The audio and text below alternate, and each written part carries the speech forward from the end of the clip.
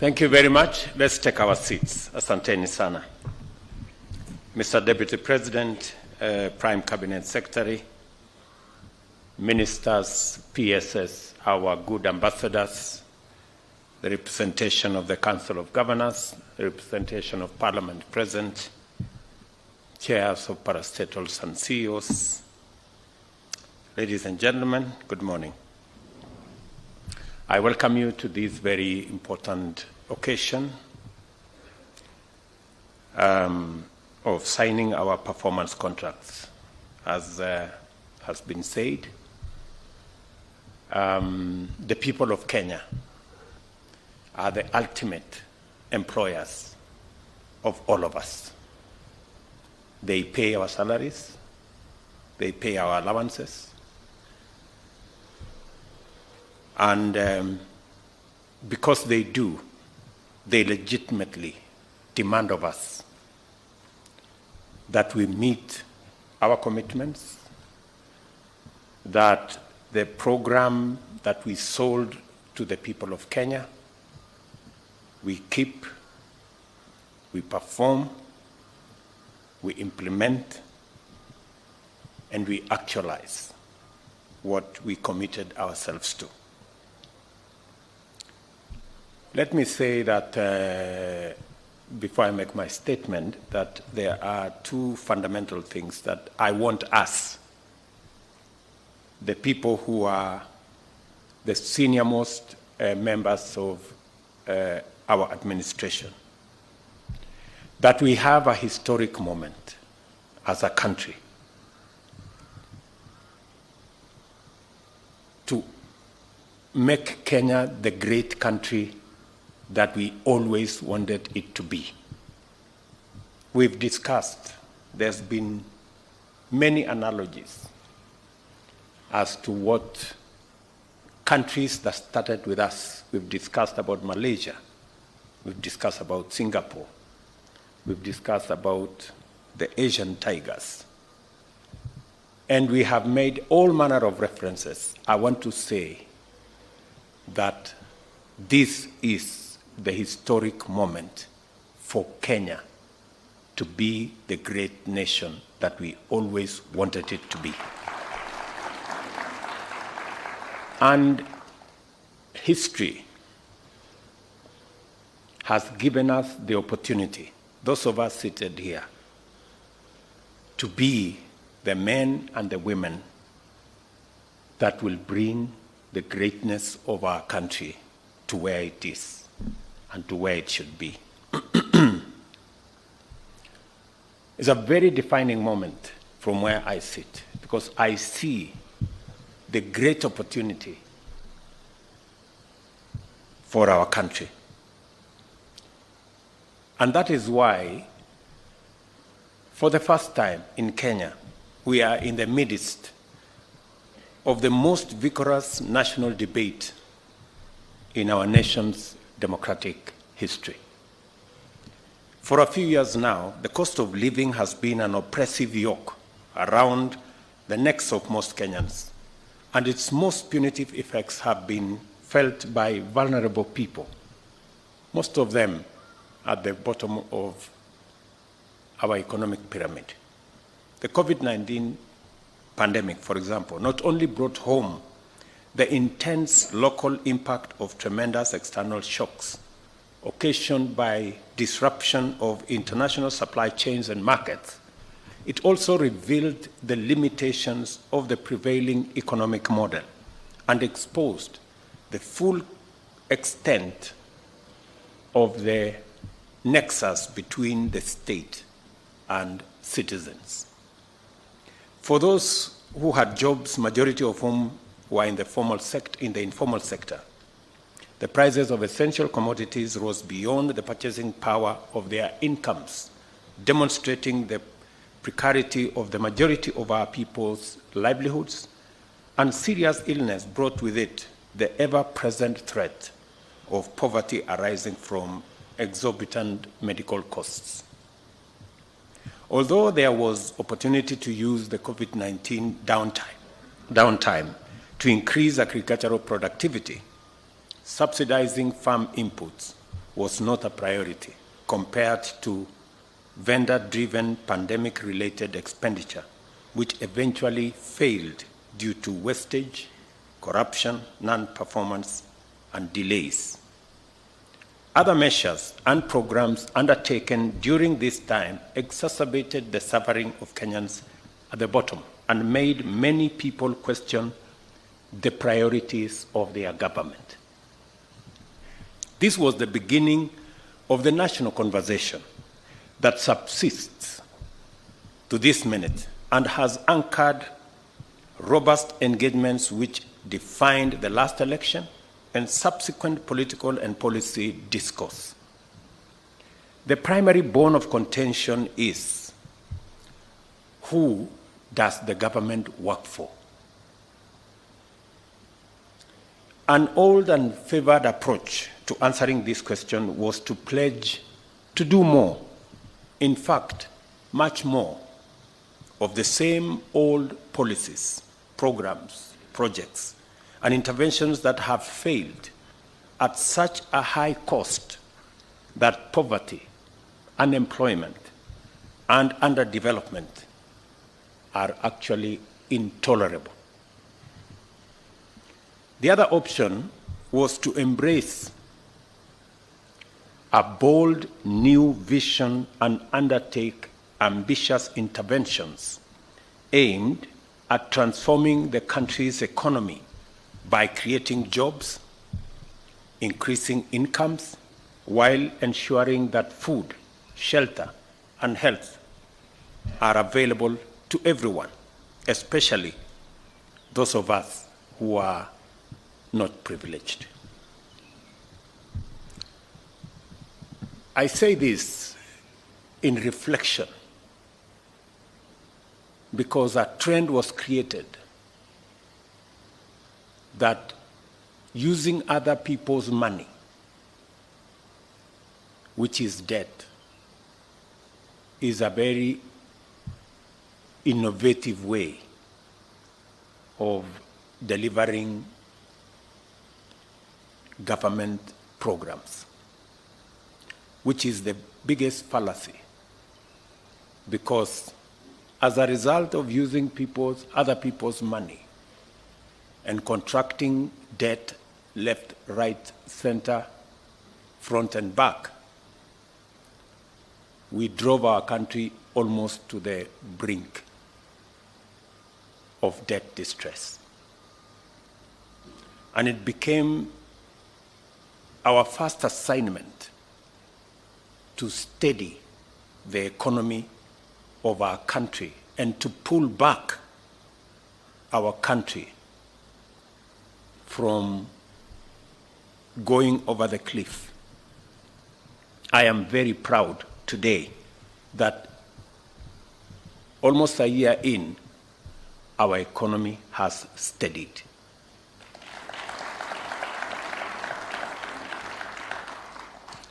I am very proud today that the interventions that we have taken, though not popular, though very painful, but I want to say here, they have paid off. Today, our country is on fairly sound economic footing. And our decision to do more around collecting our own taxes,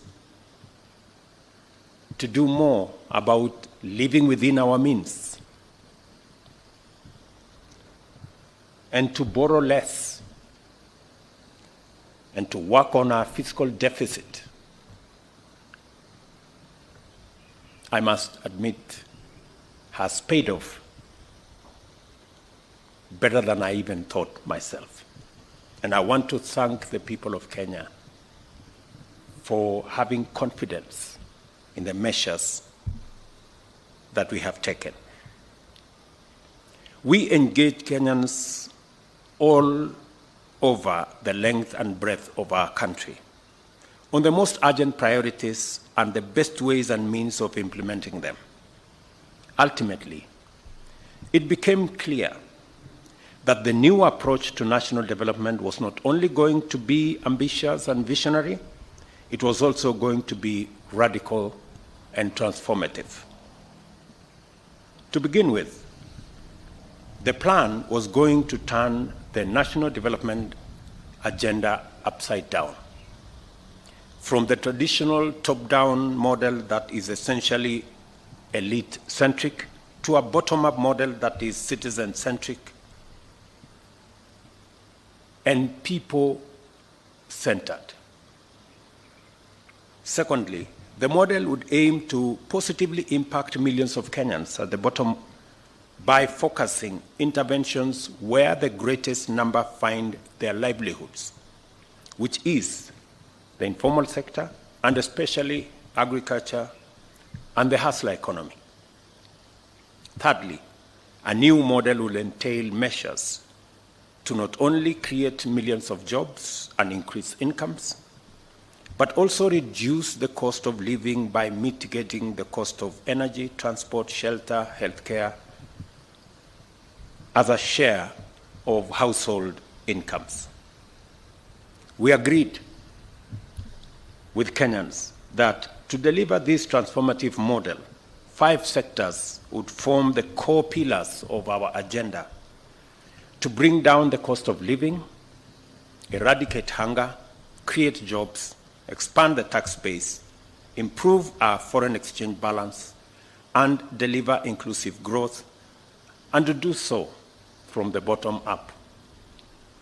These sectors are agriculture, micro and small medium enterprise economy, affordable housing, universal healthcare coverage, and digital superhighway with a creative economy.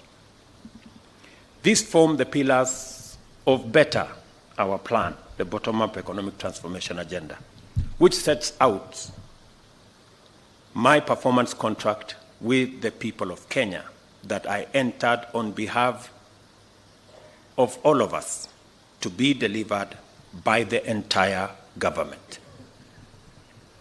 The terms of the contract are fairly straightforward. In return for paying their due taxes in a timely fashion, the citizens of this country not only expect, but are entitled to receive the benefits of all government services in a prompt and satisfactory manner. By virtue of our governing mandate, we are committed to the performance of our part of the contract, and so in full. I have talked to many Kenyans as I travel out of my office. I was in Murang'a the other day, and speaking to ordinary people, they have confirmed that they do not want their country saddled with unnecessary punitive debts. They were very clear to me. And they have committed that, yes, they are going to pay taxes, but they demand, and rightfully so, delivery of every service that is due to them, and that nobody steals their money. That they were unequivocal.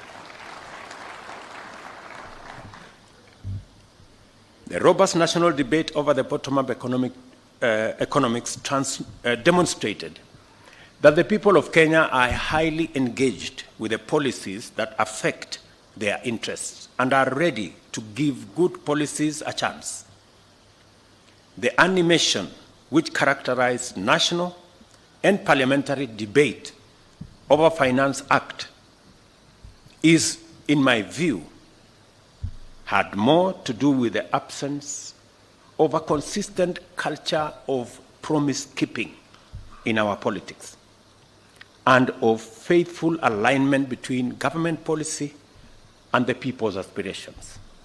As a result, there are Kenyans who do not even believe that a government has an obligation to deliver its pledges and view manifestos and campaign platforms as empty political performances and meaningless tricks and noise.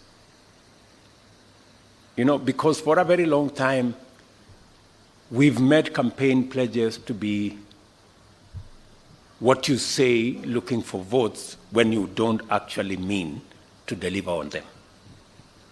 In fact, there are even leaders, including members of the clergy, who have been sympathetic and tried, with the best intentions, to suggest ways of enabling the government and myself to run away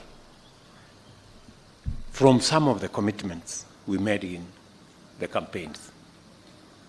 Some clergy have said, I think it's okay. You made a promise, but it's difficult to keep, so just, you know. And it's because of the culture that has been built. Many people did not believe that we are going to have a hustler fund. Many people did not believe that we are going to reduce the cost of fertilizer. Many people did not believe that we are going to hire 55,000 teachers in under 1 year, because commitments, promises have been made with no intention to keep any of those promises. And I see the difficulty that people have when we have to make difficult decisions. They think that we have overcommitted ourselves. I want to tell the people of Kenya, the commitments we made, the promises we made, we will keep each and every one in full.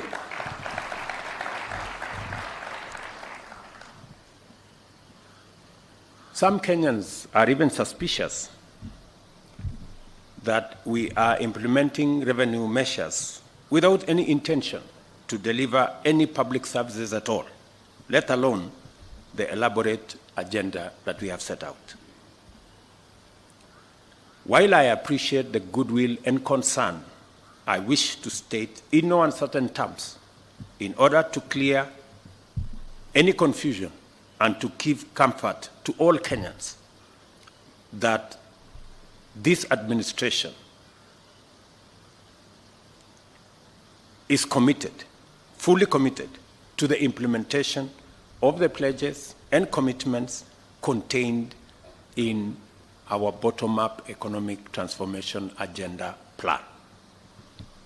We promised that our government would defend the Constitution and constitutionalism, institutionalize issue-based, performance-oriented politics, and implement better our plan. We shall not run away from any of the commitments therein. We will keep them. This is the context in which we have negotiated, developed, and are today going to witness the signing of the first generation of ministerial performance contract for the financial year 2023-2024. Performance contracting in the government of Kenya is now in its 20th year of continuous implementation, and over that time, the performance contracts have evolved into a robust tool employed by government for measuring the performance of ministries, departments, and agencies in serving the people of Kenya. I don't know whether it is because these performance contracts have been going on for 20 years that many people maybe mistakenly think that it is a ritual. And that is why people resort to the old incompetent excuses that there was traffic, for them not to be in a public, the most important public function. We have a job because we have a contract. If you cannot keep time with your employer, you have basically dismissed yourself. I mean, it's just as simple as that. So, for those who came late, who are members of the executive, I will be expecting a written explanation, and it should not include matters of traffic, on why they do not take these performance contracts seriously. Because if you do not take this performance contracting seriously, it means we do not take the contract with the people of Kenya on performance seriously. And that can be a very serious indictment on anybody.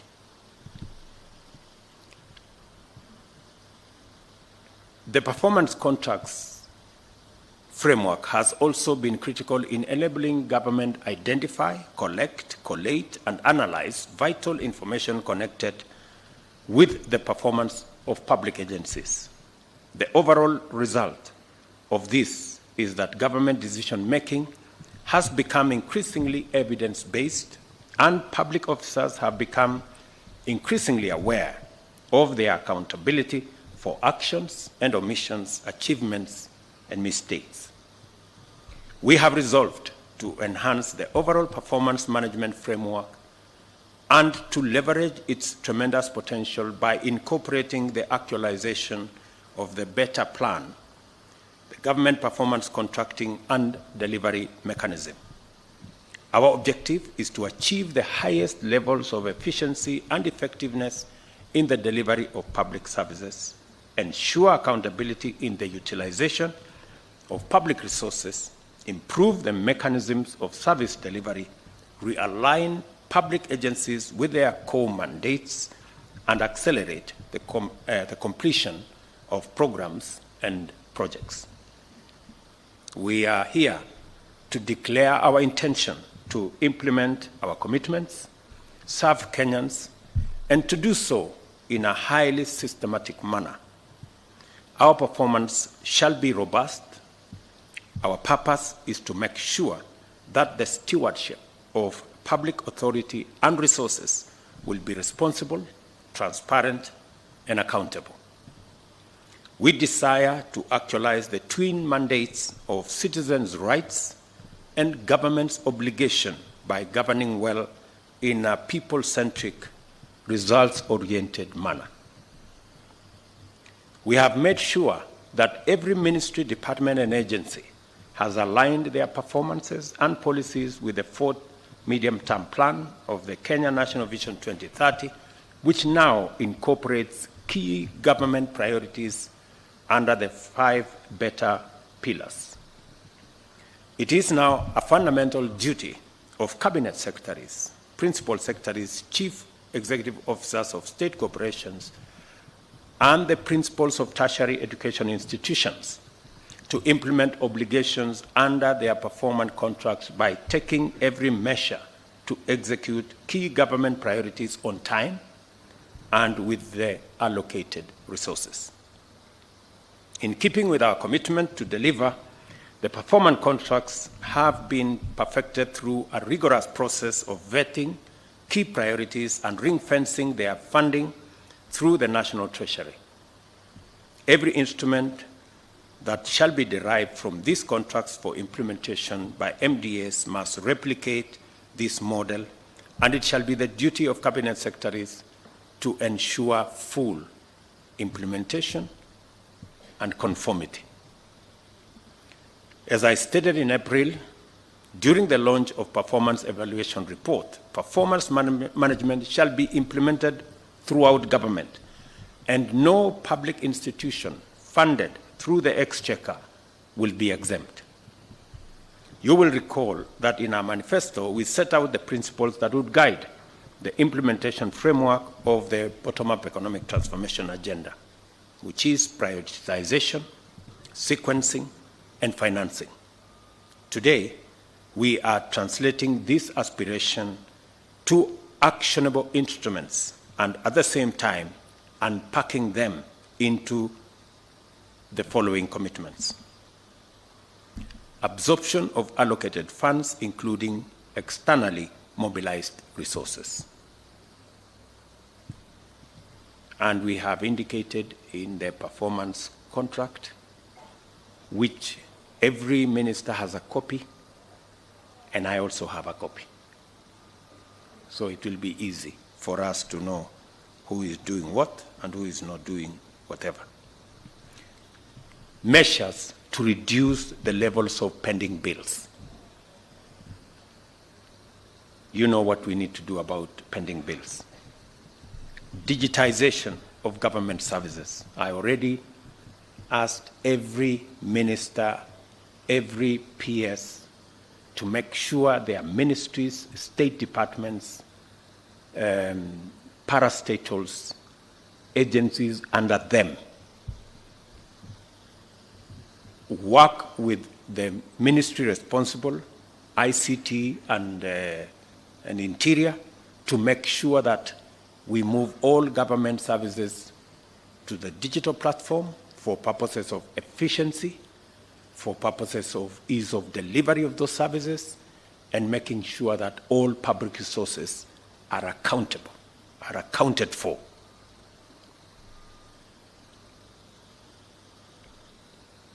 I do not expect that in the next 90 days, before the end of this year, I do not expect any government service to continue in the manual framework. I do not expect. Every government service must be not just on the digital platform, it must be delivered on the digital platform. From first, today, I do not expect any other pay bill for any government agency except what we agreed, government pay bill that will be manned by Treasury. I hope we are all clear. We did agree that all other pay bills will be shut down. And if there will be one that will be operating after today, let me not say beyond that, right? Because for purposes of efficiency, we are on a digital platform so that there are no lost files, there are no gray areas, there are no corners that is gathering dust. We want to make sure that we can demonstrate productivity. It's also important that we complete projects. We have projects in ministries, in state departments that are 20 years old. I told the Ministry of Housing, we have markets, 180 markets that were started 15 years ago under the ESP program. We have now committed resources this year. All those markets should be completed as a priority in the next 1 year. All those markets should be ready. Matters environment are going to be front and center of what we will be doing as well. So the National Tree Cover Restoration Campaign is part of the delivery of every ministry and state department. We are looking forward to working on internship and industrial attachment. Again, the ministry concerned, we have agreed on what to do. This was our intention 5 years ago, but it was not delivered because of the old culture of making commitments that we didn't have any intention to keep. On internships this time round, we must keep our commitment. I have already engaged the private sector. We have agreed. Government is going to deliver progressively to 20,000 internships every year. The private sector have committed to me that they will deliver up to 50,000 internships every year. We want to see how we can grow these to 100,000 and make sure that we give a chance to many young people coming out of college, coming out of our universities, to practice what they have learned, either for a year or 2 years, acquire some experience, and find their way into employment and also into the market. Access to government procurement opportunities by young people, women, and persons living with disability. As I have said with clarity, that for a very long time, we invested a lot of resources in our human capital, and rightfully so. This year, we have committed 628 billion Kenya shillings for the education of the people of Kenya. That is huge resources. We are deploying additional resources in the hiring of additional teachers. We're deploying additional resources in making sure that we deliver on our TVET program. We are almost doubling resources that will go to our university education, and we are pulling all our universities from being saddled with debt because of the old funding model. But different from the past, this year, we not only have a program on education and training, we also this year have a program on what happens when our children come out of college, come out of school, and come out of our universities. That's why we have clarity on how we are going to create jobs this year. With clarity that we are going to have a clear plan on how to create jobs. And I expect that every ministry and every department will be aligned.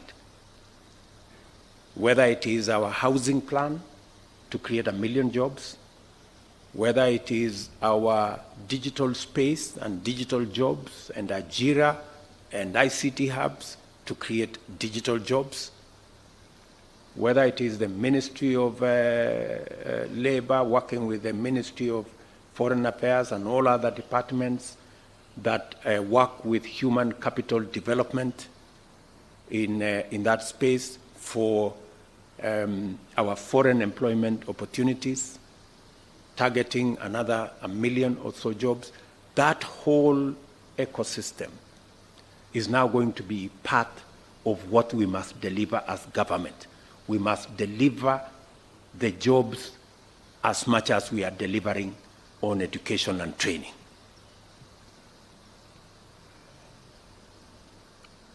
We are also going to work on the project and program of local content. As you've all seen, we've talked about Build Kenya, Buy Kenya, Build Kenya. We've talked about local content. For the first time in this year's finance bill, we are making fiscal intervention to make sure that we expand our manufacturing as a percentage of GDP in our country by deliberately discouraging imports that we can produce locally, whether it is cement, whether it is steel, whether it is furniture, whether it is fish, and all the other things that we've always imported when we can manufacture them locally using local talent, local expertise, local resources, and building our local manufacturing and industrial capacity. I am very proud that we are now moving in that direction as part of what we must do. As I mentioned before, many Kenyans have been disappointed by the endless cycles of unfulfilled pledges. Because of our long history of white elephant projects, and corruption scandals. Some see these commitments as vendor-driven kickback rackets, disguised conspiracies to embezzle public funds. There are people who are listening to us out there. When they hear we are going to do CAIPs, County Aggregation Industrial Parks, they hear we are going to do markets, we are going to build this road, we are going to deliver on that dam, they think it's an opportunity for them to go and steal public money. I want to tell you in broad daylight, eyeball to eyeball, that will not happen. Please, good people. Yes. I have had a heart-to-heart discussion with my cabinet. I want to do the same with the rest of the government bureaucracy from PSS down to directors. It will not be business as usual. I made a commitment to the people of Kenya that there will be no money to steal.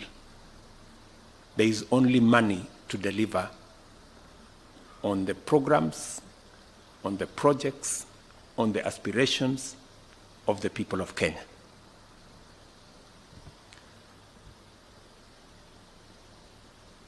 A political culture of poor promise-keeping, as well as endemic corruption, has done significant damage to our social fabric by eroding trust in government and widening the rift that separates citizens' aspirations from government policy. We cannot afford to wait and see where this road may lead, because it has already brought us to a very terrible place. It is time that this comes to an end once and for all. And I promise you, it will come to an end. For those who have engaged in corruption incorrigibly, because I know, for example, the people in the procurement space. There was one lady in one of the roads departments, corrupt to the core, to the extent that she could not be transferred by anybody, even by the minister, because if she was transferred, she will go to court, by the court process, and make sure that she's returned. That is the kind of chronic where corruption has taken us. I hope Mr. Kipchumba Murkomen and Bwana Mbogwa, I hope that lady no longer works for the government of Kenya. Yeah. We cannot have such. There are people who have made government offices their private property. You try to transfer them elsewhere, they go to court, they go to some agency, you find them back. It will not happen. Yeah? Those kind of things, we must put them behind us. We are servants of the people of Kenya. We are not their masters. And we serve at the pleasure of the people of Kenya. We don't serve at their mercy. So it's going to be different. It is going to be different. I promise you it's going to be different. And it's not going to be business as usual. And we are not going to wait until public money is lost. The moment there is signs that you have intentions of doing something, we will deal with you firmly and summarily. And because we have enough people in Kenya who can do these jobs. Under our new bold vision of radical transformation, we must simultaneously implement policies, programs, and projects to achieve inclusive growth and at the same time undertake robust measures to eradicate corruption, wastage, and inefficiency. I have given my solemn undertaking to protect public resources during my term in office. I shall be held to account for the good performance of our country, delivery of our commitments, and the stewardship of public resources. I intend, by all means, to keep a good account of each of these mandates. I ask for your assistance, and all of us to commit to make sure that we don't disappoint the people of Kenya.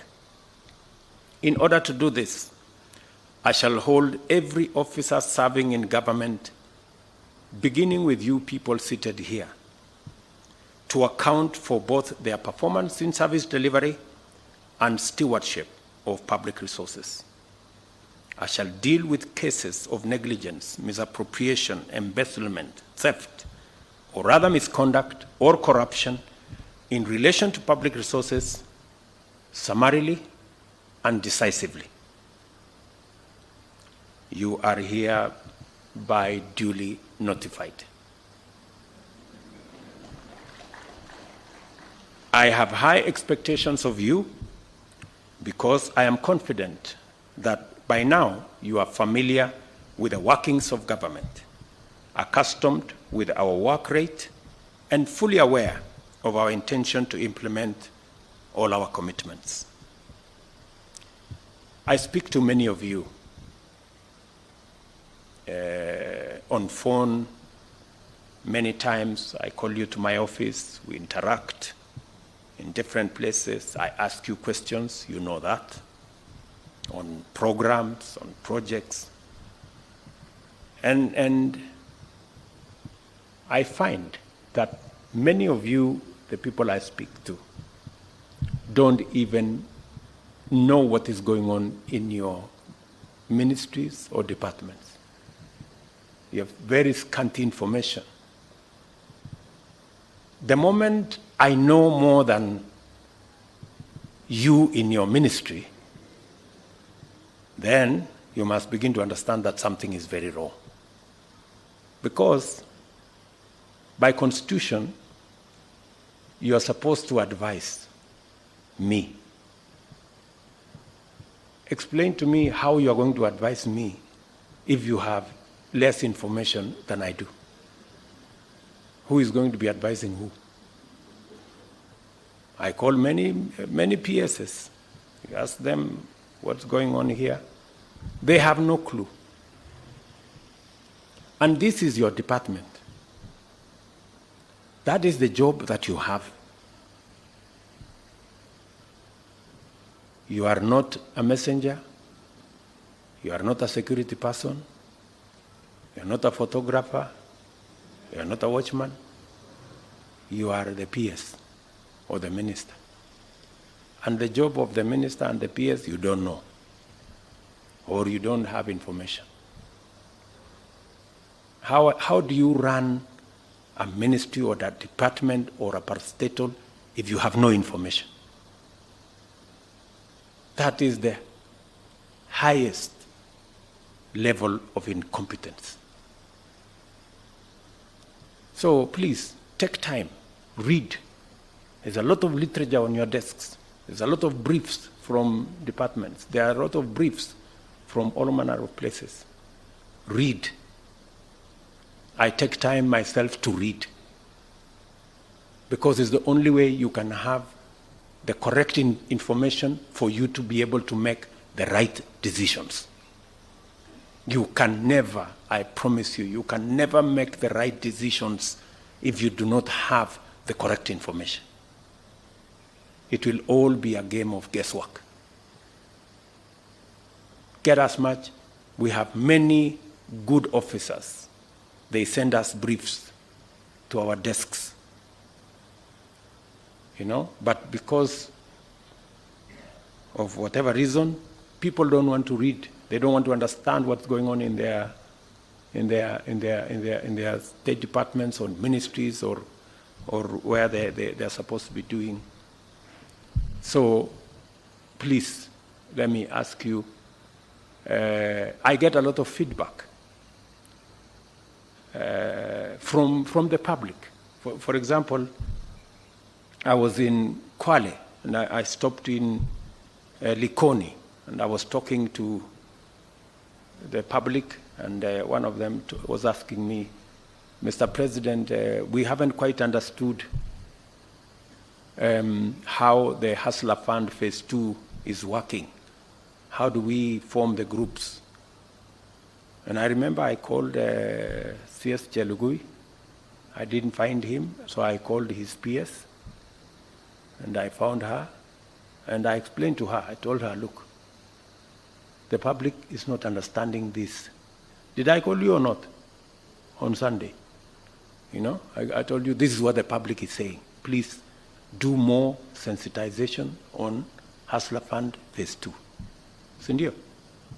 So, feedback, you know, and it's not because of any, we have to perform, you know, we have to perform. So when you hear my deputy saying, find time, travel, but travel and see the people who have hired us, you know, go to different parts of Kenya so that you can get feedback from the public, and on and on and on and on. So this is what we must all, when we talk about citizen-centric, it is ultimately the citizens we are serving. As I have said, I wish all of you, and I have said this with clarity, you have my goodwill. Always, I am always available to any minister, to any PS, if they are not sure of what they are supposed to do. I have instructed the head of public service to be available. My economic team is here. I want them to stand up if they are here this morning. Members of my team, they are here. Simameni, I'm sure, I think some of them got late also. They should know better. So I have deployed a whole team of almost 10 people to assist every state department, every ministry. Whenever things are not clear, they are not aligned, you are not sure what our commitment is, they are ready every day with an appointment. You will go through with them. If it is necessary, I normally come in there and we go through the numbers together, we go through the interventions together, we look at how best to deliver, because we are one team. You know, we are one team. And my economic team is not interested in running any ministry. And I have explained this to ministers. They are not interested. They are not in competition with anybody. They just want to assist you to succeed, because in your success is our collective success. And in our collective success is the success of our country. All of us must work together. I expect that the other arms of government will work with us in a collaborative manner. Everybody and every arm of government is discharging their responsibility. We will be supportive of the other arms of government to the extent that we can, within the provisions of the law. I remember on my first day on the swearing in into office, I made a commitment that our country is going to be anchored on the rule of law. That rule of law is going to be front and center. And that is why we got rid of the culture of extrajudicial killing. And we disbanded the notorious criminal gang that was in the police that presided over those criminal activities. And I intend that the country will continue in that trajectory of the rule of law. I dare say that we did not get rid of extrajudicial killings that caused the loss of close to 200 Kenyans, that ended up in Yala River, that ended up in Tana River, that ended up in Abadeas, so that we can entertain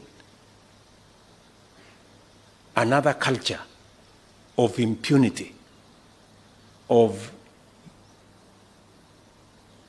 past, present, and other leaders using violence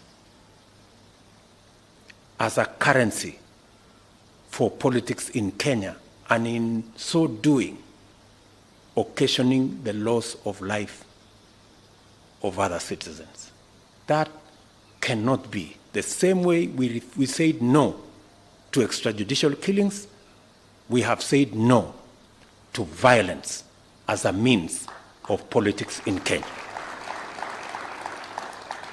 We can discuss all other matters, but violence must not be in the equation of our politics as a country. And so, tuendelee namna hiyo, tuko pamoja kabisa. Mimi nawatakia heri sisi wote tulio hapa. Vile nilisema pale mbeleni, tuko na nafasi mzuri sana kama taifa kubadilisha taifa letu la Kenya. Na sisi tulio hapa kama viongozi wa serikali kwa sasa, tuko na jukumu la kihistoria ya kubadilisha Kenya. Ndio tumesema katika mpango wetu tuwe na mpango kamili ya kuhakikisha ya kwamba tuko na food security, tunazalisha chakula. Na mimi nawashukuru wakulima wa taifa letu la Kenya, ni wazalendo wa ajabu. Mwaka huu kazi wakulima wamefanya haijawahi kuonekana. Ndio tuzalishe chakula. We can actually double our food production in Kenya and eliminate the shame of hunger in Kenya. Vile vile tuko na mpango kamili, mpango mzima wa kuzalisha ajira katika taifa letu la Kenya, kupitia mpango wa housing, kupitia mpango wa digital jobs, mipango mingine ya kuzalisha ajira, na vile vile kukuza uchumi wa taifa letu la Kenya. Ndio tuongeze mapato, tuondoe umaskini. That plan, we have a historic moment to achieve it. And I am trusting you as the senior most team to provide leadership, working of course with our development partners and all the other good people that are working with us. I therefore remind you to pursue and maintain the highest professional standards and observe the principles and values of public service under Article 232(1) of the Constitution. I also encourage you to keep a copy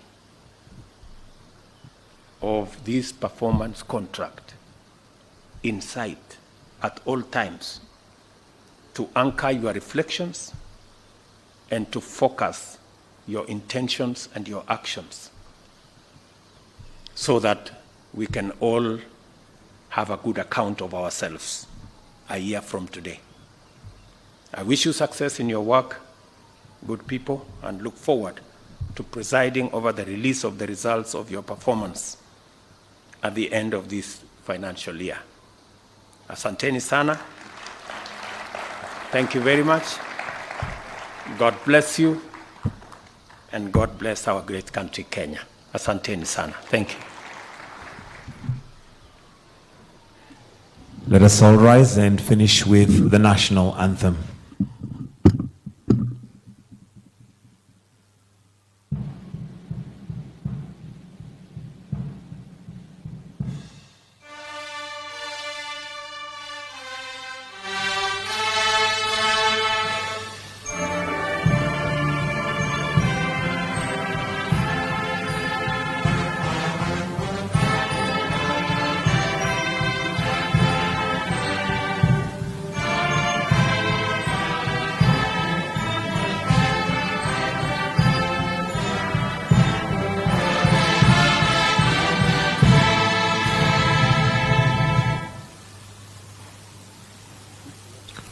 Thank you, distinguished guests, ladies and gentlemen. We've come to the end of this session.